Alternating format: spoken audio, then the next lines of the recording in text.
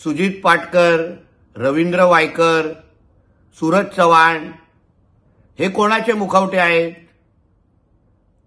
कोणासाठी या कंपन्या तयार करून हे मनी लॉन्ड्रिंगचे पैसे फिरवत आहेत? मातोश्रीच्या 3ऱ्या माळ्यावर राहणाऱ्या कुठल्या वहिनी या रवींद्र वायकरच्या पार्टनर आहेत?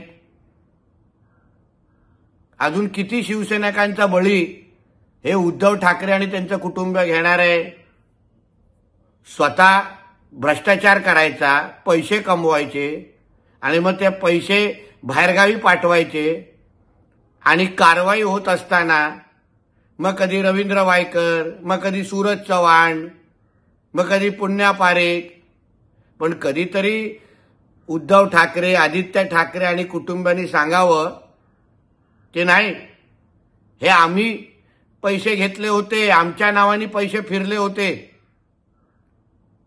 हे जे काय प्रॉपर्ट्या जोगेश्वरीमध्ये बांधतात 5 स्टार हॉटेल ह्याच्यामध्ये आम्ही पार्टनर आहोत.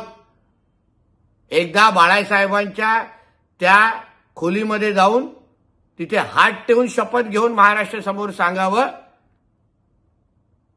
की रवींद्र वायकर, सुजित पाटकर, सूरज चव्हाण यांनी केलेल्या व्यवहारामध्ये कुठलाही उद्धव ठाकरे कुटुंबाचा हात नाही, हे सांगण्याची हिम्मत